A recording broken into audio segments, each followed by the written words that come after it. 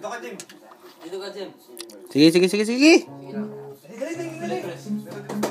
Ganun tayo lahat. 1, 2, 3, go. Kanan muna, kanan, kaliwa, kanan, kaliwa.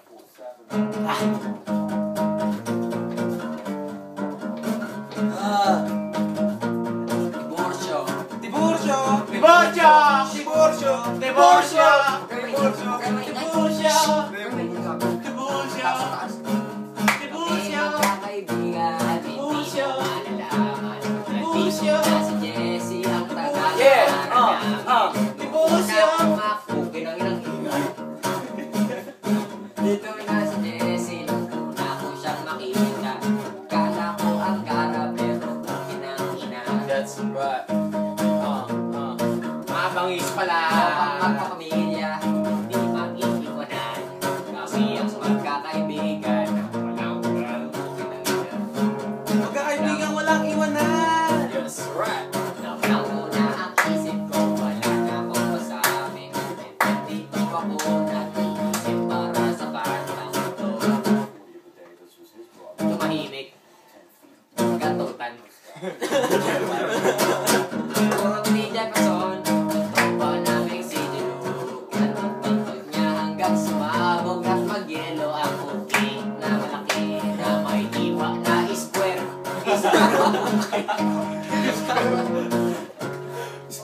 Nagulit ni Erwin at ni Eric at nagalit pa si Erwin na lamon at binola ang kulangon na galing sa ilong. Pinato si Jefferson na tamaan sa ilong. Kumanak ng dugo at kumain ng talong. Bakit ganon, please? Putang ina yan, wala na akong maisip. Pagkakabilis ng hit ni Aling Jessie, putang ina yan, kung wala ang dahan-dahan. Kayong ingay masyado, tao sa itaas. Tumayo na ako at uminom ng gatas. Upo na ulit at muntik na mahulog. Walang maupo at dahil umusog ang chair. May kinangan, sisikat tayo.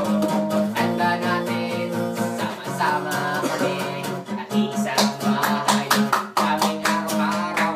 Nagawa ng video at i-upload sa YouTube. Sisikat na kami. Sisikat na kami. Pag mahanap ko pinang-inang yan, wala na akong pag-iisip. Sisikat na kami. Sisikat na kami. Sisikat na kami. Sisikat niya ako guys. Say what? Sisikat na kami. I can hear you. Sisikat na kami. That's right. Sisikat na kami. Binarokot ni Jeff si Jelo sa puwet. Sumabog ang pugi, ayun lagot. Not true. Kumain na.